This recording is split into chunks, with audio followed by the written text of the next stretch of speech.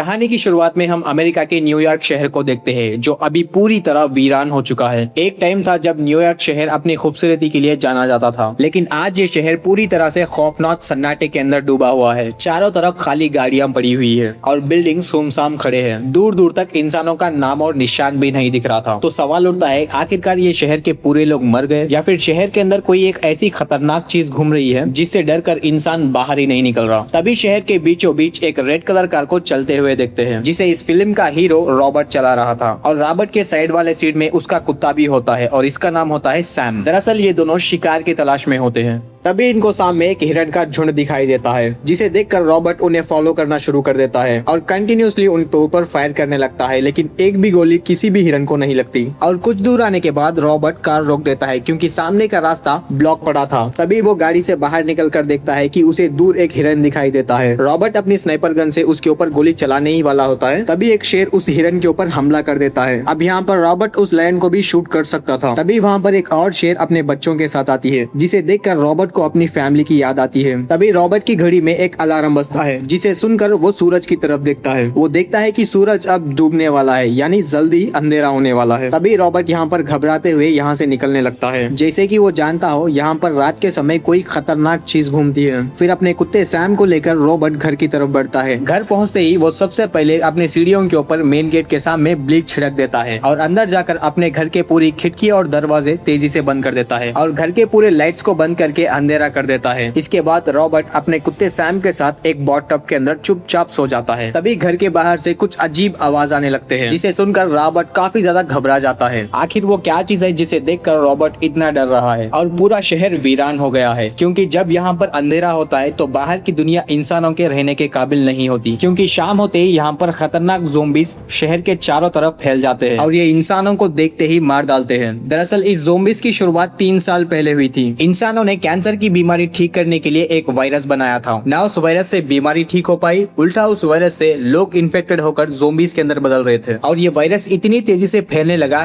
कि दुनिया की 90% आबादी कुछ ही महीनों में इन्फेक्टेड हो गई थी। और वायरस से इन्फेक्टेड लोगों को डार्क सीकर्स कहा गया और बचे कुछ लोग रॉबर्ट की तरह जी रहे थे। और ये ज़ोंबीज की स्किन काफी ज्यादा सेंसिटिव होती है, इसलिए ये रात के टाइम में ही बाहर निकलते हैं। अगर ये दिन के समय बाहर निकलते हैं तो धूप की रोशनी इनके स्किन को जला देती है और इन डार्क सीकर्स की सूंघने की शक्ति बहुत ज्यादा तेज होती है। इसलिए रॉबर्ट हर रोज अपने गेट के पास ब्लीच छिड़कता है और अगली सुबह रॉबर्ट उठकर सीधा एक्सरसाइज करता है। इसके बाद रॉबर्ट अपने घर के बेसमेंट में बने लैब के अंदर जाता है, जहाँ पर हमें पता चलता है कि रॉबर्ट एक साइंटिस्ट है और अपने एक्सपेरिमेंट करने के लिए रॉबर्ट ने बेसमेंट के अंदर कई सारे चूहों को इकट्ठा कर रखा है। दरअसल आज से 3 साल पहले वायरस फैलने की वजह से रॉबर्ट की वाइफ एंड बेटी मारी गई। अपने फैमिली को खोने के बाद रॉबर्ट की जिंदगी में सिर्फ एक ही मकसद है, वो ये है कि इन्फेक्टेड लोगों के लिए इलाज ढूंढना, क्योंकि डार्क सीकर्स को वापस इंसानों की तरह बदला जा सके। और रॉबर्ट ने कई एंटीडोट चूहों के ऊपर एक्सपेरिमेंट किया था, लेकिन अब तक वो एक परफेक्ट एंटीडोट नहीं बना सका था। और आज फिर रॉबर्ट चूहों को देखने आता है जिन्हें रॉबर्ट ने अपनी दवाई दी होती है।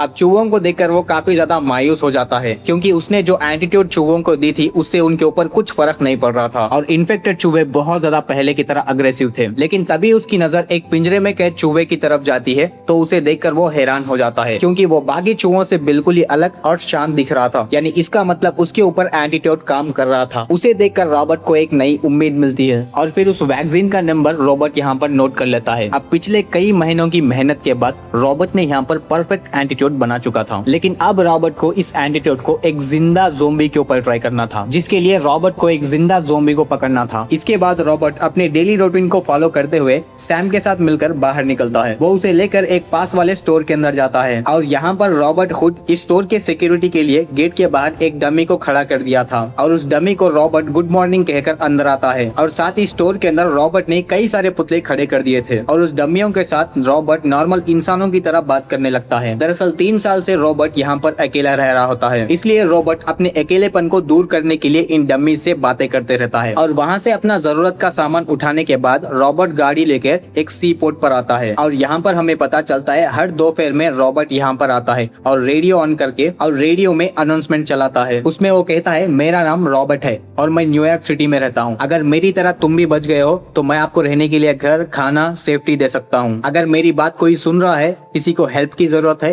तो हर दोपहर में मैं इस सी पोर्ट पे आता हूँ। रॉबर्ट ये अनाउंसमेंट इसलिए जलाता है क्योंकि उसे एक उम्मीद है कि एक ना एक दिन कोई उसकी आवाज सुनकर इस सी पोर्ट पर जरूर आएगा। इसके बाद रॉबर्ट एक बड़ी से शिप के अंदर रखे गए ढेर सारे जेट्स में से एक ब्लैक जेट के ऊपर चढ़कर गोल्फ खेलता है और यहाँ पर रॉबर्ट का कुत्ता सैम उस शॉट को देखने लगता है। तभी वो दूर अचानक दूसरी तरफ देखता है, जैसे उसने कुछ अजीब सी चीज देख ली हो। इसके बाद रॉबर्ट भी गन के स्कोप से उस तरफ देखता है तो उसे वहाँ पर एक हिरन दिखाई देता है। फिर वो अपने कुत्ते के साथ मिलकर उस हिरन का पीछा करने लगता है। जैसे ही ये दोनों हिरन के पास पहुँचते तो हिरन इन्हें देख लेता है और वहाँ से भागने लगता है और ये दोनों भी हिरन को फॉलो करने लगते हैं। लेकिन हिरन एक बिल्डिंग के अंदर चले जाता है जहाँ पर अंदर पूरा काला अंधेरा होता है और सैम भी उस हिरन के पीछे उस वाले अंधेरे बिल्डिंग के अंदर चले जाता है। और रॉबर्ट यहाँ पर घबरा गया क्योंकि दिन के समय इस अंधेरे वाले बिल्डिंग में डार्क सीकर्स हो सकते हैं। अब सैम को बचाने के लिए रॉबर्ट भी बिना कुछ सोचे उस बिल्डिंग के अंदर आ जाता है और फिर रॉबर्ट अपने कुत्ते को ढूंढने लगता है। यहाँ इस बिल्डिंग के अंधेरे में उसे कुछ अजीब आवाजें आती है, फिर भी रॉबर्ट हिम्मत से आगे बढ़ने लगता है। अब थोड़ी दूर आने के बाद उसे एक मरा हुआ जानवर का मुंह दिखाई देता है, जिसे देखकर वो मायूस हो जाता है क्योंकि उसे लगा सैम मारा जा चुका है। अब वो जैसे ही आगे बढ़ के देखता है तो वो सैम नहीं बल्कि हिरन होता है जिसका ये लोग पीछा कर रहे थे। फिर वो सैम को ढूंढते हुए और भी अंदर जाने लगता है। अब जैसे ही वो सामने की तरफ टॉर्च ऑन करता है, सामने कई सारे डार्क सीकर्स दीवार की तरफ मुंह करके खड़े होते हैं। अब ये देखकर रॉबर्ट जल्दी ही टॉर्च को बंद कर लेता है। लकीली डार्क सीकर्स रॉबर्ट को नहीं देख पाते और यहाँ पर रॉबर्ट की जान बच जाती है। फिर रॉबर्ट यहाँ पर धीरे धीरे पीछे हटते हुए दूसरे कमरे के अंदर चले जाता है और उस रूम के अंदर टेबल के नीचे उसे सैम दिखाई देता है, जिसे देखकर और वो उसके पास आकर कहता है कि जल्दी चलो, यहाँ से हम निकलना होगा। लेकिन सैम यहाँ पर काफी ज्यादा डर जाता है, वो बिल्कुल ही पीछे हट जाता है और वो फिर सामने की तरफ देखता है जैसे उसने कुछ देख लिया हो। और रॉबर्ट भी उस तरफ पलट के देखता है, तब उसे सामने की तरफ एक डार्क सीकर दिखाई दे रहा था जो इनके ऊपर हमला करने वाला होता है। लेकिन वो आगे आते ही रॉबर्ट उसे गोलियों से मार देता है। फिर ये दोनों यहाँ से जल्दी भागने लगते हैं, लेकिन गोली की आवाज सुनकर कई सारे डार्क सीकर्स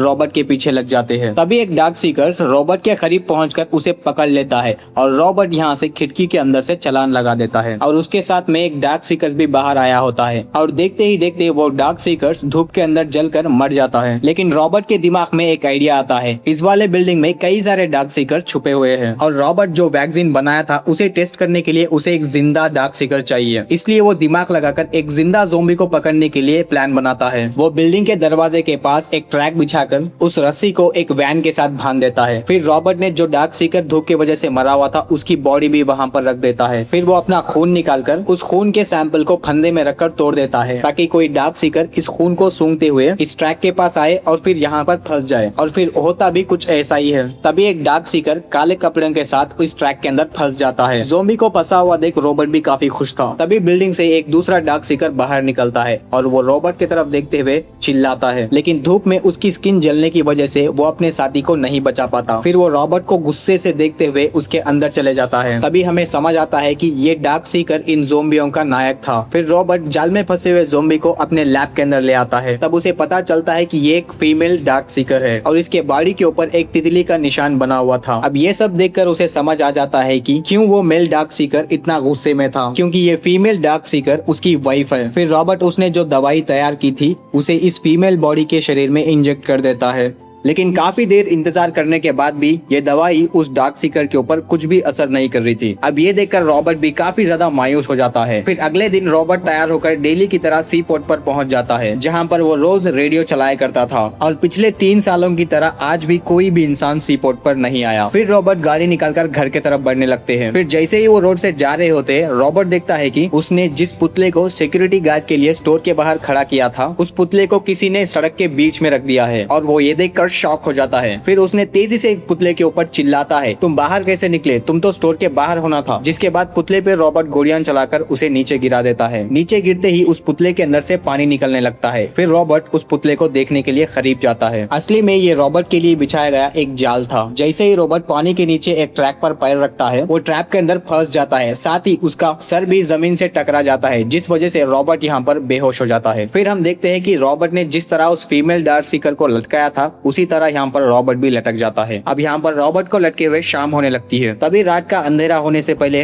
रॉबर्ट के वॉच में एक अलार्म बजता है, जिसे सुनकर रॉबर्ट होश में आ जाता है। फिर रॉबर्ट देखता है कि शाम होने वाला है, अगर वो इस ट्रैप से नहीं निकला तो डार्क सीकर इसे नोच नोच के खाएंगे। फिर रॉबर्ट जेब से चाकू निकालता है, पैर पे लगे हुए रस्सी को काटने लगता है, लेकिन नीचे गिरते है उसका अपना ही चाकू उसके पैर में ही लग जाता है, जिससे रॉबर्ट को काफी ज्यादा दर्द सहना पड़ता है। फिर सैम सामने की तरफ बिल्डिंग में देख के तेज से भौंकने लगता है। ये देखकर रॉबर्ट समझ जाता है कि आगे वाले बिल्डिंग में डार्क सीकर्स अंधेरा होने का इंतजार कर रहे हैं। फिर रॉबर्ट धीरे धीरे घसीटते हुए अपने कार की तरफ बढ़ने लगता है। तभी सामने के बिल्डिंग से डार्क सीकर्स का लीडर 2 कुत्तों को रॉबर्ट की तरफ भेज देता है। ये कुत्ते भी इन्फेक्टेड थे। ये कुत्ते रॉबर्ट को खाना तो चाहते हैं, लेकिन सड़क पर अभी भी सूरज के किरणें होते हैं, जिससे कुत्ते आगे नहीं बढ़ पाते, क्योंकि सूरज की रोशनी इन कुत्ते के स्किन को जला रही थी। अब जैसे ही रोशनी पूरी चले जाती है, ये कुत्ते सैम और रॉबर्ट के ऊपर हमला करते हैं। अब जल्दी से रॉबर्ट अपनी गन निकालकर एक कुत्ते को तो मार डालता है। फिर सैम भी दूसरे कुत्ते को खत्म कर देता है, लेकिन आखिरी बचा हुआ कुत्ता रॉबर्ट पर हमला कर देता है। तभी सैम यहाँ पर उस इन्फेक्टेड कुत्ते के ऊपर हमला कर रॉबर्ट को बचा लेता है। फिर रॉबर्ट यहाँ पर मौके का फायदा उठाते हुए उस कुत्ते को शूट करके मार देता है, लेकिन रॉबर्ट यहाँ पर देखता है कि सैम को इन्फेक्टेड कुत्ते ने काट लिया है। फिर रॉबर्ट सैम को घर पे लाता है, अपनी दवाई देता है, फिर नीचे बैठकर वो ठीक होने का इंतजार करता है। जब रॉबर्ट सैम की आंखें देखता है, तब उसे पता चलता है कि अब बहुत जल्दी सैम भी ज़ोंबी के अंदर बदलने वाला है, यानी रॉबर्ट सैम को मारना होगा। लेकिन वो ऐसा करना नहीं चाहता था, लेकिन रॉबर्ट ना चाहते हुए भी आखिरकार सैम को मार ही देता है। रॉबर्ट अब पूरी तरह यहाँ पर टूट जाता है, क्योंकि सैम को उसने बचपन से पाला था। अब वो पूरी तरह अकेला हो चुका था। अगली सुबह रॉबर्ट जब बाहर निकलता है, तो अपने बगल वाले सीट में सैम को ना देखकर वो बुरी तरह पागल हो जाता है, और वो कैसे भी करके बदला लेना चाहता है। इसलिए रात होते ही वो सभी डार्क सीकर्स को मारने का प्लान बना लेता है। सी पोर्ट पर पहुंचकर वहां पर इंतजार करने लगता है। जब डार्क सीकर्स बाहर निकलते हैं, रॉबर्ट को अकेला बैठा हुआ देख उसी के ऊपर हमला कर देते हैं। रॉबर्ट भी यहाँ पर फुल तेजी से गाड़ी चलाते हुए एक के बाद एक डार्क सीकर्स को घर के मार डालता है, लेकिन ज़ोंबीज की तादाद बहुत ज्यादा होती है और चारों तरफ से वो गाड़ी को घेर लेते हैं, जिसके बाद ये सब मिलकर गाड़ी को उल्टा पलट देते हैं, जिसके बाद रॉबर्ट कुछ भी नहीं कर सकता था और रॉबर्ट बुरी तरह जख्मी हो गया था। तभी डार्क सीकर्स का लीडर रॉबर्ट के करीब आकर उसे मारने ही वाला होता है। तभी से पीछे से एक तेज रोशनी आती है, जिसे देखकर सभी डार्क सीकर्स यहाँ से भाग जाते हैं और यहाँ पर एक लड़की रॉबर्ट को बाहर निकालकर उसे बचा लेती है। फिर अपने गाड़ी में बिठाकर उससे पूछती है कि तुम कहाँ पर रहते हो। जख्मी हालत में पड़ा हुआ रॉबर्ट वो अपना घर का एड्रेस बताता है और फिर लड़की से ये भी कहता है, अभी मेरे घर के तरफ जाना सेफ नहीं होगा, क्योंकि डार्क सीकर्स को मेरा घर का पता चल सकता है। तुम सुबह होने का इंतजार करो। ये कहकर रॉबर्ट बेहोश हो जाता है। सुबह जब रॉबर्ट की आँख खुलती है, वो खुद के घर में पाता है और उसके जख्मों पर किसी ने टाके भी लगा दिए हैं। फिर थोड़ी देर बाद किचन से उसे कुछ आवाज आती है। उसके बाद अपनी गन लेके वो किचन के अंदर जाता है। यहाँ पर उसे एक छोटा लड़का और एक लड़की दिखाई देती है। ये वही लड़की होती है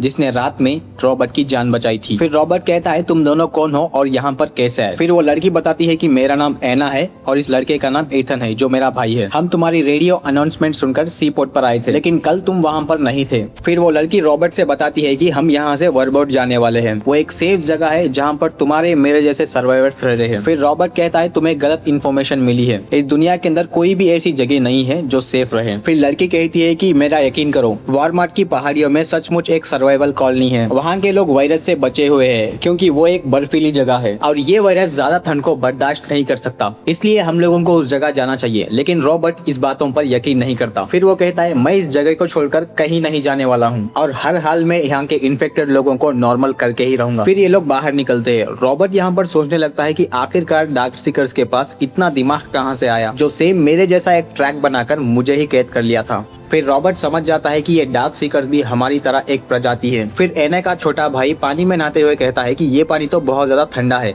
अब इसे सुनकर रॉबर्ट के दिमाग में एक आइडिया आता है। फिर वो सीधा अपने लैब के अंदर आता है और फीमेल डार्क सीकर्स को आइस के ऊपर लेटा देता है। जैसा कि एना ने रॉबर्ट को बताया था कि वायरस ठंड में सर्वाइव नहीं कर सकता, इसलिए रॉबर्ट भी उस फीमेल डार्क सीकर का बॉडी का टेम्परेचर कम करना चाहता है, ताकि फिर से वो नॉर्मल इंसान की तरह बदल जाए। फिर एना भी देखती है कि लैब के अंदर ढेर सारे डार्क सीकर्स के फोटो लगा के रखे हुए हैं। फिर एना पूछती है कि इन सभी डार्क सीकर्स का क्या हुआ। फिर रॉबर्ट कहता है, मैंने अपनी दवाई टेस्ट करने के लिए इन्हें पकड़ा था, लेकिन टेस्ट के दौरान ये लोग मारे गए। इसके बाद जब शाम होने लगती है तो रॉबर्ट हर रोज की तरह खिड़कियां और दरवाजे पूरे बंद कर देता है और यहाँ पर फिर एक बार एना रॉबर्ट से कहती है, अगर तुम हमारे साथ उस बर्फीले इलाके में चले जाते तो अच्छा होता। ये सुनकर रॉबर्ट गुस्सा हो जाता है, तुम कैसे कह सकती हो, वहाँ पर एक सर्वाइवल कॉलोनी है, तुम्हें इस बारे में किसने बताया। जिस पर एना बोलती है, ये जो कुछ भी हो रहा है ये सब ईश्वर की मर्जी से हो रहा है। उस दिन मैं अगर रेडियो ऑन करके तुम्हारी आवाज नहीं सुनती तो आज तुम मरे हुए होते। ये सब ईश्वर का खेल है और वो चाहते हैं कि तुम भी हमारे साथ उस बर्फीले इलाके में चलो। ये सुनने के बाद रॉबर्ट काफी ज्यादा गुस्सा हो जाता है और वो कहता है, कान खोलकर सुनो, इस दुनिया में ना तो कोई ईश्वर है और ना ही ये सब कुछ ईश्वर ने किया है, ये सब इंसानों की गलती है। इंसानों ने कैंसर के इलाज को ठीक करने के लिए एक वायरस बनाई, लेकिन उल्टा उस वायरस से इंसान ज़ोंबी के अंदर बदलने लगे और हमारा काम ये है कि इन्फेक्टेड लोगों को दोबारा फिर से नॉर्मल करे। तभी बाहर से कुछ अजीब आवाज आती है। अब ये सुनकर रॉबर्ट एना से कहता है, कल तुम जब मुझे यहाँ पर घर पे लाई थी,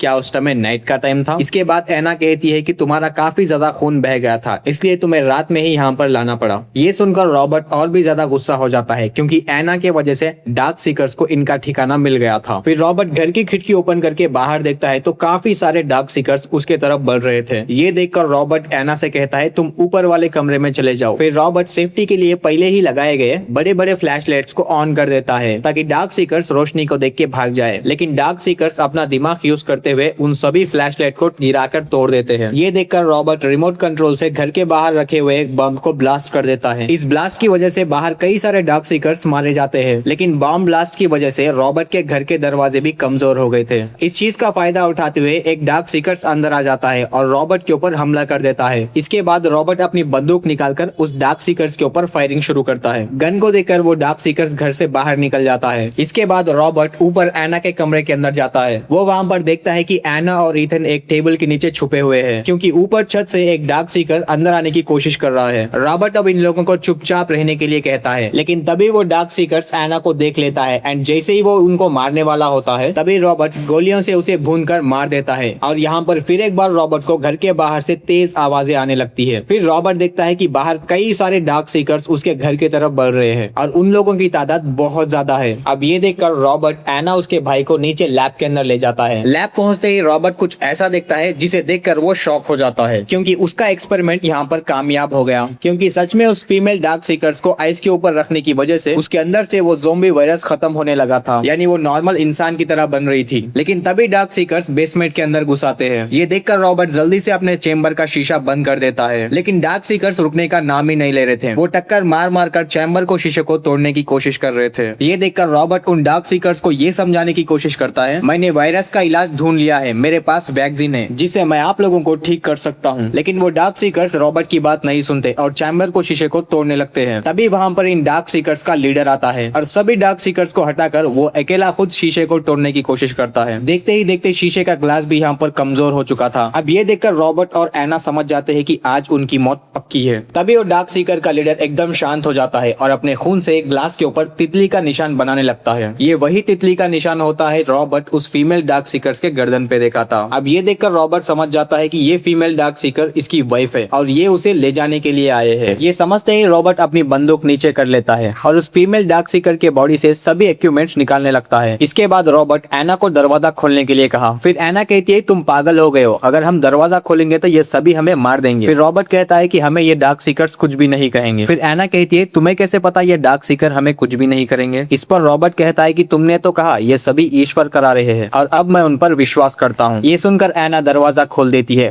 फिर रॉबर्ट उस फीमेल डार्क सीकर को उन डार्क सीकर के हवाले कर देता है। सभी डार्क सीकर्स रॉबर्ट के ऊपर काफी ज्यादा गुस्सा होते हैं, लेकिन डार्क सीकर्स का मालिक उन्हें कंट्रोल करता है और फिर रॉबर्ट उसे इंजेक्शन देकर उसे होश में लाता है और होश में आते ही डार्क सीकर का लीडर अपने वाइफ को प्यार करने लगता है। ये सब रॉबर्ट भी देख रहा होता है और फिर वो समझ जाता है इन डार्क सीकर्स के पास भी हमारे जैसे इमोशंस होते हैं। फिर वो डार्क सीकर्स का लीडर अपने वाइफ को गोद में लेके रॉबर्ट की तरफ देखकर जोर से चिल्लाता है जैसे वो अभी कह रहा है हमें छोड़ दो। फिर वो डार्क सीकर्स लैब में सामने की दीवार पर लगे अपने साथियों के फोटो को देखता है। ये देखकर वो काफी ज्यादा उदास हो जाता है। दरअसल रॉबर्ट खुद इन डार्क सीकर्स को एक मॉन्स्टर जैसा बन गया था। ये उनके साथियों को किडनैप कर टेस्ट के नाम पे मार रहा था और रॉबर्ट को भी अपने गलती का एहसास हो जाता है। इसके बाद सभी डार्क सीकर्स इन्हें जिंदा छोड़कर वापस चले जाते हैं। फिर अगले दिन हम देखते हैं कि रॉबर्ट एना ईथन के साथ मिलकर फाइनली इस न्यूयॉर्क शहर को छोड़ रहा है और वर्मोंट की पहाड़ी इलाके की तरफ ये लोग निकल पड़ते हैं और फिर यहाँ पर ही मूवी एंड हो जाती है। अगर आपको एक्सप्लेनेशन पसंद आई तो वीडियो को लाइक एंड चैनल को सब्सक्राइब जरूर से कर लेना।